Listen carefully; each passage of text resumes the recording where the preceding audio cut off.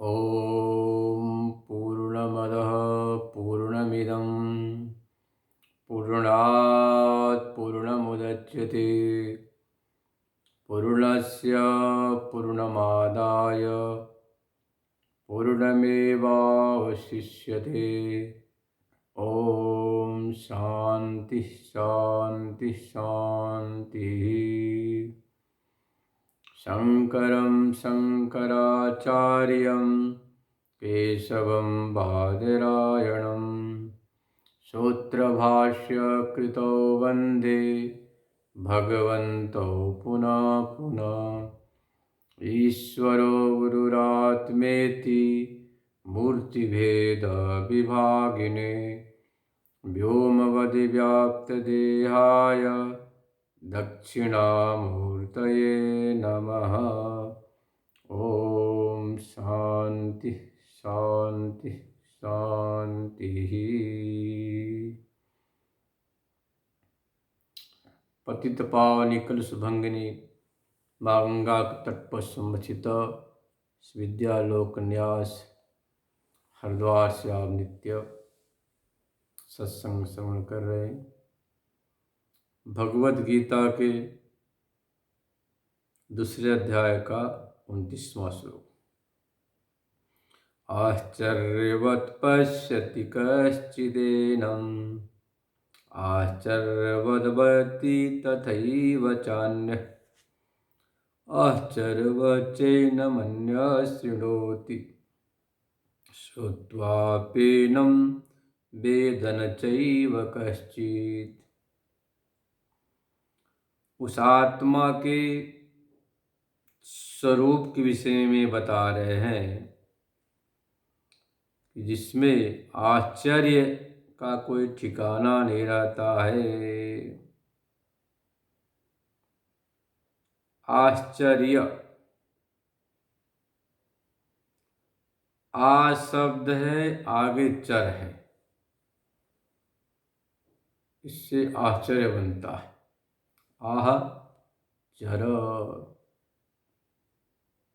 आ शब्द का उच्चारण आप कब करते हैं? जब आप बहुत दुखी होते हैं तो आह करते हैं, या बहुत आप आनंदित होते कहते आह मजा आ गया, आनंद आ गया, बोलते हैं ना। तो आश्चर्य वत्पश्यति कश्चिदेनम, एनम प्रकृत आत्मानम, यह जो प्रकृत आत्मा है इसको आश्चर्य के समान कोई देखता है। उसी आत्मा को कोई आश्चर्य के समान परोक्ष ज्ञानी वर्णन करता है, और कोई श्रोताश्चर्य के समान सुनता है। श्रुत्वाप्येनं वेद नैव चैव कश्चित्। और कुछ तो सुन करके भी जन्म जन्मांतर के संस्कारानुसार जान नहीं पाते हैं। श्रुत्वाप्येनं वेद न चैव कश्चित्, सुन करके भी जान नहीं पाते हैं। अब आश्चर्य, आपने भागवत पुराण की कथा सुनी होगी। वहां पर एक प्रसंग आता है, मृकंडु पुत्र मार्कंडेय के मन में विचार आया कि परमात्मा कैसे अव्यक्त से व्यक्त होता है, कि कैसी शक्ति होती है, इसका स्वरूप कैसा है। एक दिन वे सरोवर के पास स्नान करने गए हुए थे। जैसे तालाब में गोता लगाया, बड़े जोर से बाढ़ आ गई। चारों ओर समुद्र ही समुद्र। अब बड़े मुश्किल से ऊपर तैर रहे थे। उन्होंने देखा कि सारी पृथ्वी समुद्र में लीन हो गई। सोचने लगे, प्रलय काल आ गया, ये कहाँ से आ गया। उसी जल में तैरते तैरते थी क्या देखते हैं, एक बड़ा भारी बरगद का पेड़,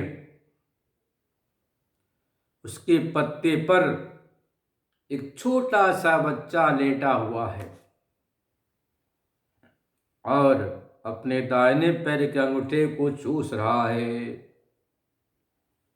इसको बोलते ना, बरहा पीडम नटवरपु कर्णयो कर्णिकारम बिभ्रत्वास कनक कपि संवाजयंतीं च मालम रंध्रान वेणुद्रसुधया पूरयन् गोपवृंदै वृंदारण्यम सपदरमणम प्राविशद्गीतकीर्तिः। बटस्य पुटे शयानम, वे भगवान श्री कृष्ण बट के एक पूट पत्ती पर सो कर रहे हैं, बाल लीला कर रहे हैं, अपने पैर के दाहिने अंगूठे को चूसे जा रहे हैं। मन में बड़ा आश्चर्य हुआ, उस बच्चे के पास गए। वो बच्चा इतने जोर से सांस ले रहा था कि मार्कंडेय जी उसके नाक के मार्ग से अंदर घुस गए। नाक के अंदर जाकर देखा पूरा ब्रह्मांड है, नक्षत्र है, सूर्य है, तारे है, सब विद्यमान है। इतना नहीं, अपने आश्रम को देखा तो उन्हें बड़ा आश्चर्य लगा। सब आश्चर्य में देखते जा रहे थे, यह कैसे दिख रहा है। घर वालों को देखा, बड़े खुश हुए, सब बच्चे सब सुरक्षित है। इतने जोर से हवा आई कि मार्कंडेय जी वहां से उड़कर उस बच्चे के नाक से बाहर निकल गए। अपने को पुनः तालाब में खड़ा पाया, देखा कि कपड़े भी वही रखे हैं, तो उन्हें भगवान नारायण दर्शन देकर समझाया कि जो आपने अभी कहा था कि आपकी माया दिखना चाहता हूं, यह तुम्हें हमने माया दिखाई। तो आश्चर्य मतलब कि चौंकाने वाली बात, हैरान करने वाली बात। जब आप बहुत दुखी होते हैं अनहोनी घटना में, असंभावित घटना में, तो आपको आश्चर्य होता है कैसे हो गया। ये बहुत अधिक आप जब आनंदित होते तब भी होता है, वाह मजा आ गया, कैसे हुआ, परमात्मा की बहुत बड़ी कृपा।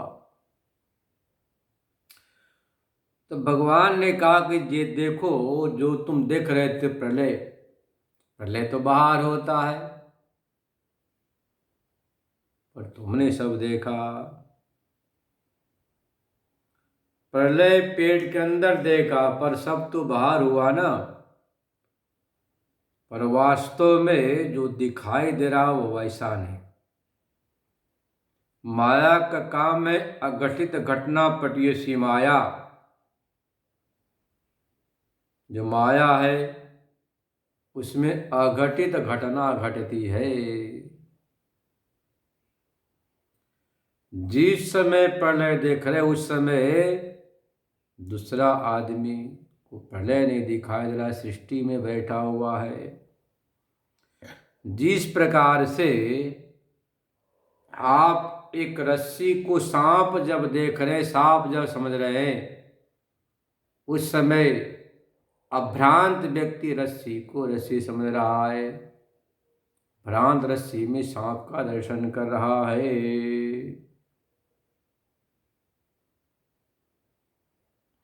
तीसरा आदमी रस्सी को तैल धारा समझ रहा, चौथा माला समझ रहा, पांचवा डंडा समझ रहा, छठा उसको फूल की माला, तैल धारा, भूत छिद्र, डंडा।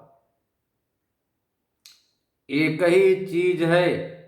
बड़े आश्चर्य की बात है, प्रत्येक आदमी अपने नज़र से अलग अलग उसमें दर्शन कर रहा। कोई भूत छिद्र, कोई तैल धारा, कोई डंडा, कोई सांप, कोई तैल धारा, कोई माला, कोई कुछ देख रहा।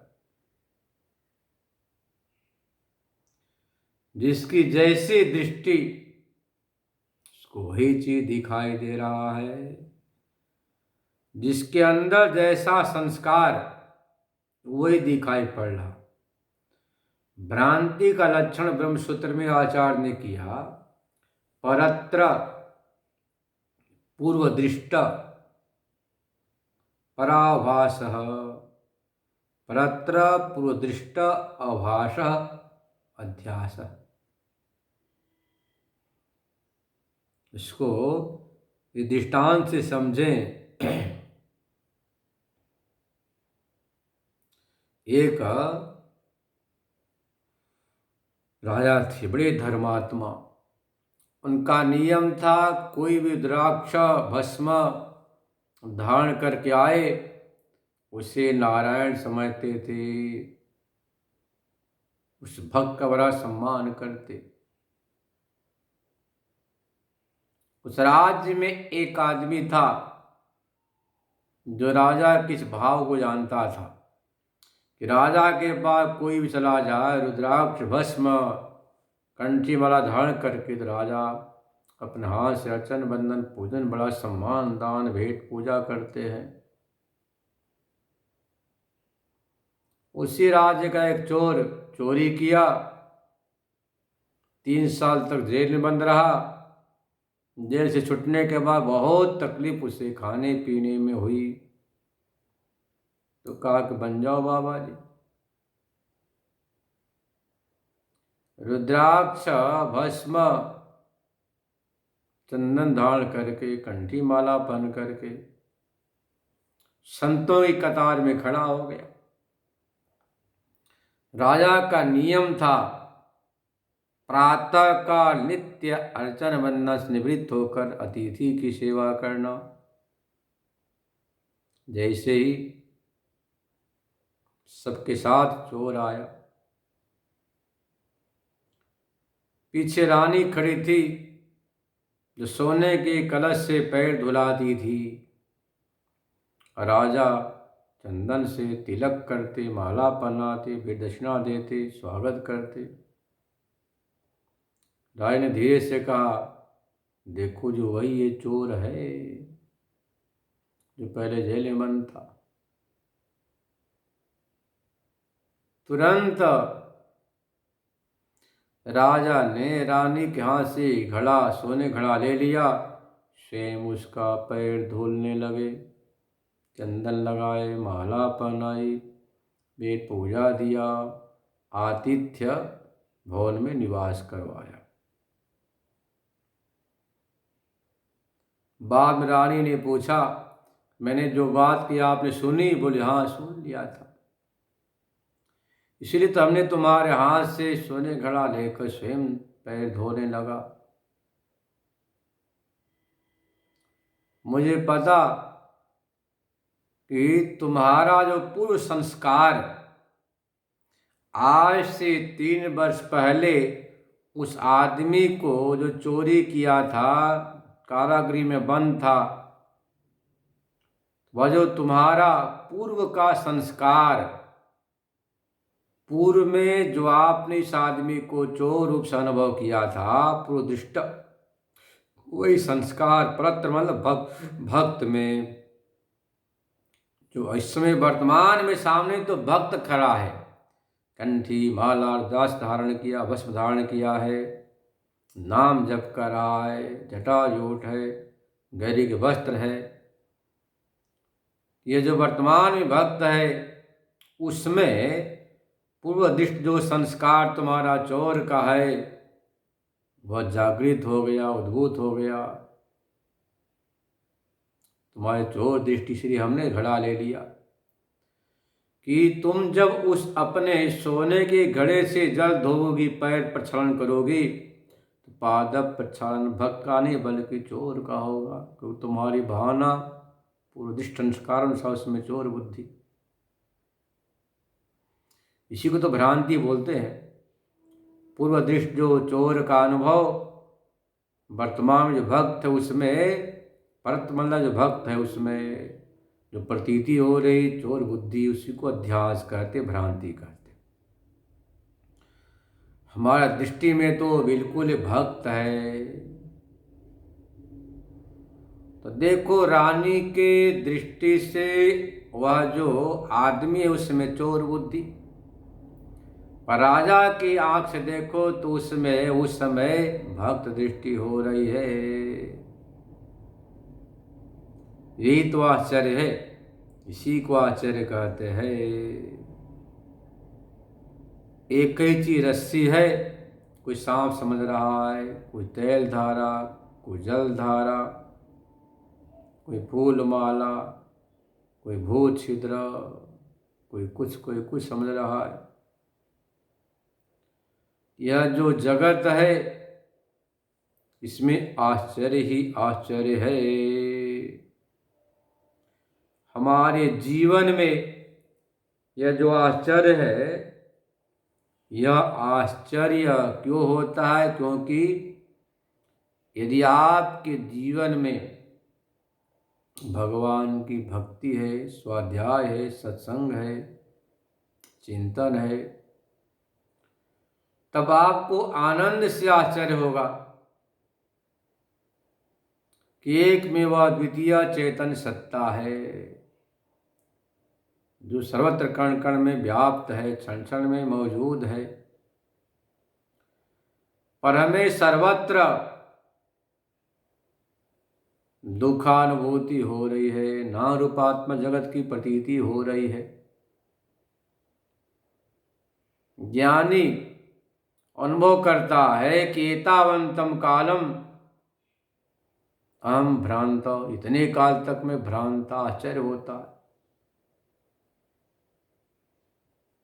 वह जो ज्ञानी है उसको आश्चर्य होता है कि एक में वह द्वितीय अधिष्ठान चैतन्य ही चैतन्य है, दूसरी कोई चीज नहीं।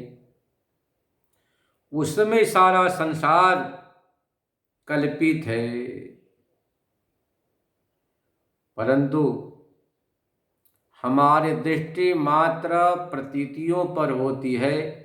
नाम रूपात्मक कल्पना में हमारी दृष्टि टिक जाती, इसलिए अधिष्ठान तक हम पहुंच नहीं पाते। अब इसको कोई आरंभवाद, कोई परिणामवाद, कोई संघातवाद, कोई वर्तवाद। आरंभवाद कर्णाद और गौतम महर्षि का है, न्याय वैशेषिक का। ये कहते प्रत्येक कार्य नवीन उत्पन्न हो रहा है, ये आरंभवाद है। बताओ नवीन उत्पत्ति मान ली जाए तो उस चीज में जो बदलाव है और उसमें उसकी न्यूनता आने लग जाएगी। आप बचपना से जवान हुए, जवान से बूढ़ा हुए। देखो बचपना में आप क्या सोचते थे कि माता पिता खेलने को मना न करे, खूब चॉकलेट मिले, मिठाई मिले, अपने साथियों से मुझे घूमने को मिले, बात करने को मिले, खेलने को मिले, गुल्ली डंडा मिल जाए, इतनी इच्छा होती है, उसी में आनंद। जवानी में धन कमाने में मस्त। अब बुढ़ापा आई या आप क्या कहते हैं, भगवान कृपा करो हमारे बच्चे अच्छे पढ़ जाए, नौकरी लग जाए, घर में अच्छी बहू आ जाए। भर्तृहरि महाराज कहते हैं ये तृष्णा कभी बूढ़ी नहीं होती है। तो क्या बदला विचार करो, क्या नवीनता? कोई नवीनता नहीं। बचपना में तृष्णा का रूप कुछ और था, जवानी में कुछ और, बुढ़ापा में कुछ और, पर तृष्णा तो वही। तृष्णा कभी बूढ़ी नहीं होती। ऐसे ही यदि आप मानेंगे सब नवीन नवीन हो रहा, आरंभ हो रहा है, तो महाराज इस मान्यता को मानने से सतिया होगी कि तृष्णा भी नहीं होनी चाहिए। पर तृष्णा तो वही की वही, जैसे की तैसे। परिणामवाद, दूध से दही, दही से मक्खन, उससे घृत। पर विचार करो, घृत बनने के बाद फिर दोबारा लौटकर दूध नहीं बनता। तो परिणामवाद माने तो भी न्यूनता आनी चाहिए, पर न्यूनता नहीं आता, परिवर्तित होता रहता। संघवाद बोलते हैं अनेक कारणों के समुदाय से कार्य बनने का नाम संघवाद है। अब विचार करो, अनेक धागों से एक सूत बना, पट बना। ऐसे ईश्वर ने संसार बनाया, तो अनेक ईश्वर मिलकर संसार तो नहीं बनाते। भैया आप क्या कहते, संसार संघवाद है। दृष्टांत क्या देते कि जैसे अनेक रेशा से, धागे से एक सूत कपड़ा बना, वैसे संसार बना। तो अनेक ईश्वर मिलके संसार तो नहीं बनाते। एक ही मकड़ी अपने मुख से इतना बड़ा जाला निकाल करके जाल बुनती है, ऐसे वही परमात्मा जगत का मकड़ी के समान अभिन्न निमित्तोपादान कारण है, विवर्तवाद है। यही आश्चर्य है। तो उस परमात्मा को आश्चर्य के समान अनुभव करता है। आश्चर्य क्या होता है? जैसे मान लो कोई बड़ा भारी राजा हो, या वर्तमान का ये जो हो टाटा कंपनी के संस्थापक रतन लाल टाटा, अब उनको 1000 रुपया मिल जाए जो अरबपति खरबपति, उसके लिए क्या कुछ है? नहीं है। ऐसे जो आनंद के अनंत सागर में उतर गया है, उसके लिए बड़ा आश्चर्य होता है संसार के वैभव को, ऐश्वर्य को देखकर। वास्तव में संसार का ऐश्वर्य उसे ही प्रभावित करता है, आकर्षित करता है, जिसके जीवन में स्व के आनंद का अनुभव नहीं होता है। स्व के आनंद का अनुभव हो गया कि सच्चित आनंद स्वरूप हूं, तो सच्चित आनंद स्वरूप का यदि अनुभव हो गया, ऐसी अनुभूति होने के बाद बाप को यह संसार आश्चर्य के समान लगता है। इस संसार में लोग कैसे नाम रूप के पीछे पीछे भाग रहे, मतलब आनंद ही आनंद। अब एक ही समय कोई आनंद मना रहा, तो कोई दुखी हो रहा है कि हाँ यह घटना क्यों घट गई। तो आश्चर्य के समान स्व तत्व का अनुभव करता है। आश्चर्य मतलब कि ईदम तया, जो आप घटपट का अनुभव करते वैसा नहीं, ये तात्पर्य है। सुखद्या दिशति त्वग्रिया बुद्धिया सूक्ष्मया सूक्ष्मदर्शी भी। घटपटादि इदम तया ऐसे देखते हैं, वैसे आत्मा का दर्शन नहीं। मतलब घटपटादि को देखने के लिए आपकी आंखें हैं, रोशनी चाहिए, वे पदार्थ हैं। तो यहाँ स्वस्वरूप का अनुभव अंतर मन से होता है। इसलिए कह दिया मनसी अनुद्रष्टव्यम, मनसैव अनुद्रष्टव्यम नेह नानाति किंचन। मन के द्वारा उसका दर्शन साक्षात्कार होता है, और दूसरी कोई चीज नाम रूपात्मक है ही नहीं। ब्रह्मे नेह नानास्ति किंचन, ऐसा अनुभव करता है। और जब बोलता है तो लोगों को आश्चर्य लगता है, क्या प्रवचन कर रहा। वेदांत का जो विद्वान है, देशिक है, प्रवचन करे तो लगता है कि क्या बोल रहे, क्योंकि इसमें राजा रानी कथा तो होती नहीं है। आश्चर्य के समान ही कोई सुनता है, सुनता है मतलब श्रवण करता है। अन्य विषयों में जो कहानियां है वैसा नहीं है, यह बिल्कुल आश्चर्य के समान है। और सुन कर भी कोई नहीं समझ पाता। जैसे कि ब्रह्मा जी के पास इंद्र विरोचन दोनों गए। ब्रह्मा जी ने प्रथम पर्याय में ही आत्मा को उपदेश कर दिया। इंद्र ने कहा कि मैं समझा नहीं, चतुर्थ पर्याय में समझे। परंतु विरोचन उस उपदेश को अन्यथा ग्रहण करके शरीर को आत्मा मान लिया,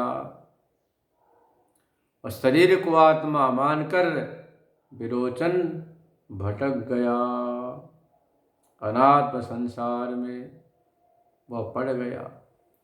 तो सुन कर भी ब्रह्मा ऐसे वक्ता के मुखारबिंद से विरोचन ने सुना तो सही, और सुनने पर इसको ज्ञान नहीं हुआ।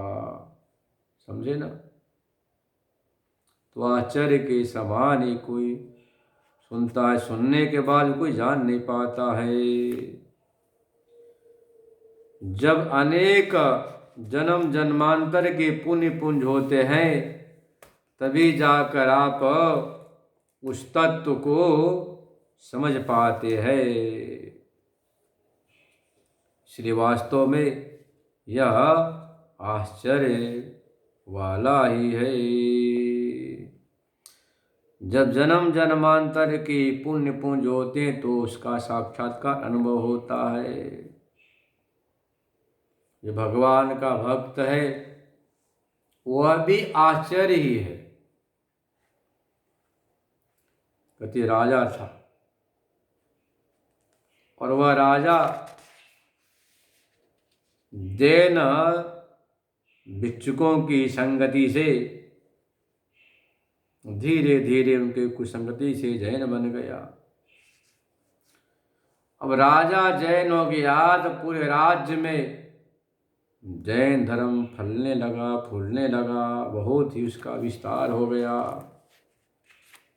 बढ़ गया। अब वहीं पर एक छोटे से गांव में एक शिव भक्त था। दुर्भाग्य से शिव भक्त के माता पिता का देहावसान हो जाता है। मात उसकी एक बहन और भाई दो ही। धीरे धीरे जिसका नाम था अप्पर,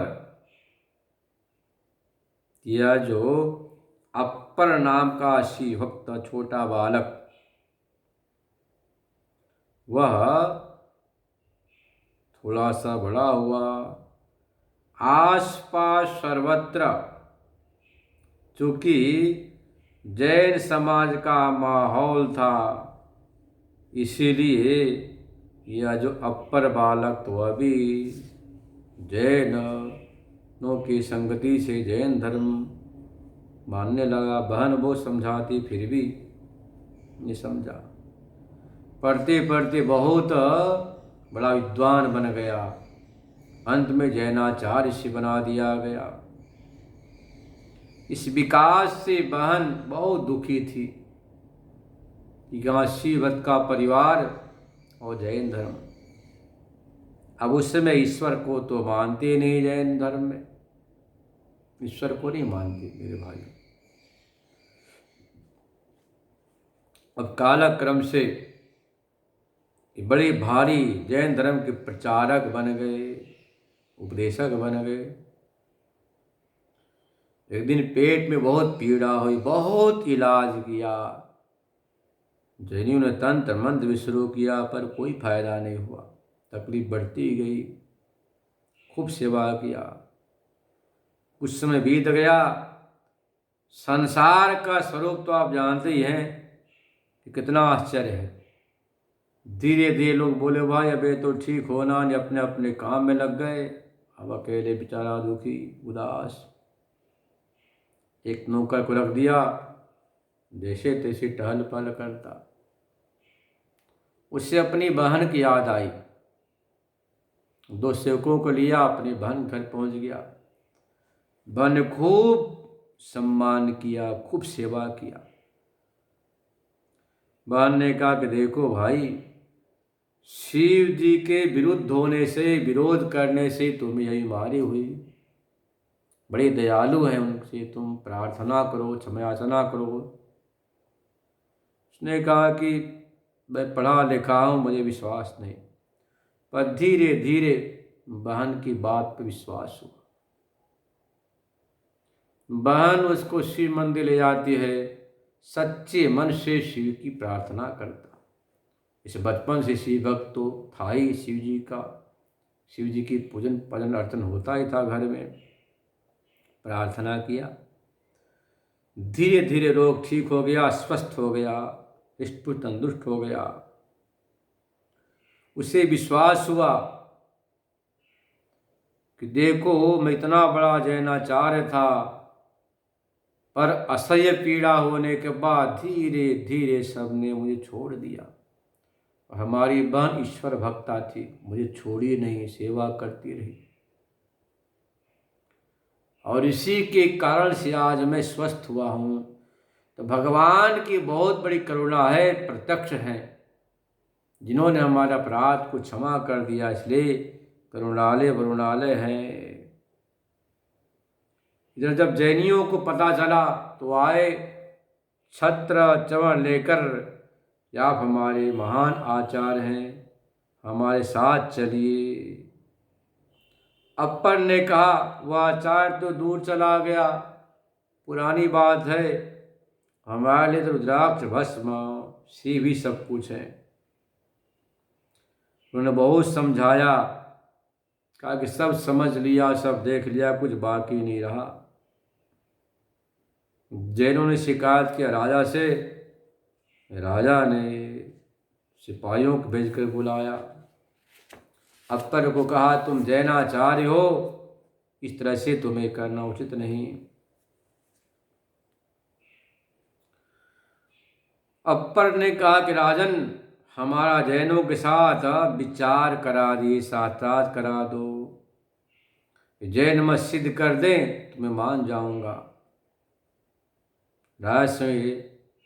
राजा ने लोगों से बात कही तो सबने कहा कि महाराज इनको दंड दिया जाए, ये जैन के आचार होकर भी इस तरह से भस्म और रुद्राक्ष धारण करते हैं, उचित नहीं है। हम तो किसी को मारते नहीं, अहिंसक हैं। ध्यान से सुनना, आजकल के कैसे अहिंसक होते हैं। जैसे मोहन चंद करमचंद गांधी के अहिंसकों की कथा, मोहन चंद करमचंद गांधी के अहिंसकों की कथा। ऐसा हम तो मार नहीं सकते, अहिंसक हैं। इन्हें चूना के भट्टी में बैठा दिया जाए, आग लगा दी जाए, तो किसी को साक्षात मारने का पाप नहीं लगेगा। ऐसा किया गया। 7 दिन तक भट्टी में पड़े रहे। जब भट्टी खोली तो अपर स्वामी वैसे के वैसे बैठे, भगवान का नाम जपे जा रहे, ओम नमः शिवाय, ओम नमः शिवाय, ओम नमः शिवाय जपे जा रहे हैं, कुछ भी नहीं। सिपाहियों ने कहा महाराज तो जस के तस है। जैनियों ने कहा कि तंत्र मंत्र जानता है, इसको जहर देना चाहिए। जहर खिलाया फिर भी कुछ नहीं हुआ। सब घबराए कि बड़ा भारी विरोधी बन गया हमारा। तो हाथी को ऊपर पागल हाथी को छोड़ा गया। हाथी को देखे तो नमस्कार की, गणपति महाराज की जय। हाथी पागल था, जैनियों को दौड़ाया, इन्हें तो कुछ भी नहीं किया। सबने कहा इसे जंजीर से बांध कर जल में डुबो दो, अपने आप ठीक हो जाएगा। जंजीर में बांध कर पत्थर उसमें लटकार कर जल में छोड़ दिया। धंधी ढीली होगी, बाहर आ गए, कुछ भी नहीं हुआ। वो नमः शिवाय नमः शिवाय नमः शिवाय जपते रहे। उन्होंने विचार किया कि जल भी परमात्मा का स्वरूप, अग्नि परमात्मा का स्वरूप है। त्वमर्कस्त्वं सोमस् त्वमसि पवनस्त्वं भूतवः त्वमापस्त्वं व्योम त्वमुधरणिरात्मा त्वमिति च। सब परमात्मा का स्वरूप है। आकाश, जल, पृथ्वी, आग, हवा, चंद्रमा, सूर्य, आत्मा, सब तो परमात्मा का स्वरूप है। राजा देखकर हैरान हो गया। राजा चरणों में गिर पड़ा, बोले महाराज क्षमा कर दो, मैं भी पहले सनातनी ही था, पर इन जैनियों की संगति से मैं जैन धर्म में दीक्षित हो गया। मैंने आज सनातन धर्म भगवान शिव की महती कृपा देखकर मुझे आश्चर्य हो रहा, बड़ा आश्चर्य हो रहा कि आग जला न सकी, जल डुबो नहीं सका, हाथी रौंद न सका, पत्थर से बाल बांका नहीं हुआ, जहर भी आपका बाल बांका नहीं किया। जरूर भगवान शंकर महान है, हमारा अपराध को क्षमा करो। इसको बोलते विवर्तवाद आगमा पाई। अपर को पता है कि आगमा पाई संसार आने वाला जाने वाला है। ये संसार कैसा आने वाला जाने वाला आगमा पाई है।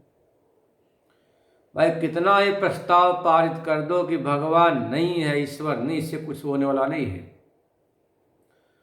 ईश्वर नहीं है ऐसा प्रस्ताव पारित करने वाले चले गए, ईश्वर जस का तस है, उसका कुछ बनता बिगड़ता नहीं है।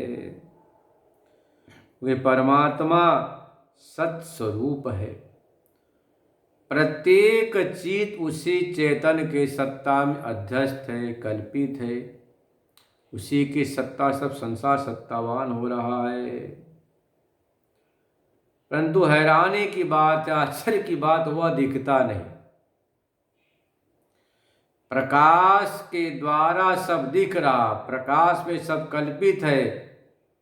तो पूछो क्या देखते हो, तो कहते वस्त्र दिखाई दे रहा है, टेबल कुर्सी पुस्तक कलम आप देख रहे, पर कोई नहीं बोलता प्रकाश देख रहा हूं। यह आश्चर्य की बात है।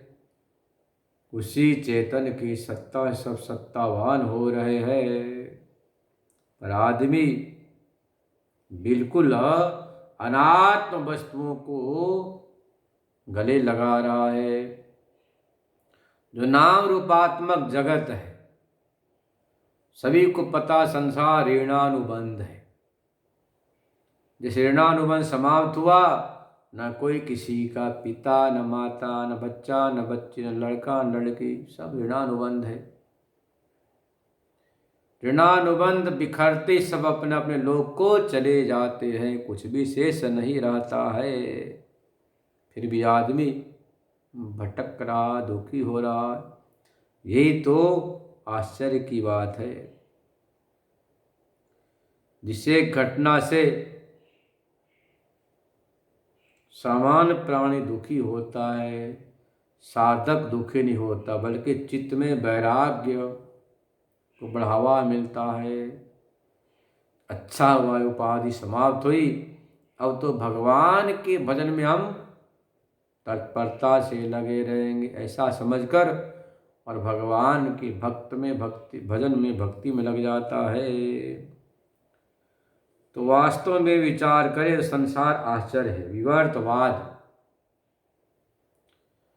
एक ही मकड़ी जैसे अपने मुख से जाला निकाल के ताना बोना बुनती और वही फिर निकल जाती। ऐसे ही इस ब्रह्मांड का अभिन्न निमित्तोपादान कारण वह ब्रह्म है, चैतन्य है। मनुष्य तो निमित्त मात्र है। न जाने कितने मनुष्य आए और गए। आप जहाँ पर है वहाँ पर आपसे पहले तमाम लोग आए और गए। आप भी आए हैं तो जाएंगे। इसलिए भगवान कहते हैं अर्जुन शोक मत करो। भीष्म द्रोण जो आत्मतः नित्य है, और शरीर तो एक दिन छूटने वाला, मिट्टी में मिलने वाला है। तो तत्वज्ञानी आत्मा दृष्टि रखते हैं। तो तत्वज्ञानी की आत्मा दृष्टि होने कारण से वे हमेशा आश्चर्य रूप का अनुभव करते हैं। जैसे न ब्रह्मचर्य होता है, ब्रह्मम चरति ब्रह्मचर्य, ब्रह्म नाम वेद का है, जो वेदाध्ययन में निरत उसको बोलते ब्रह्मचारी।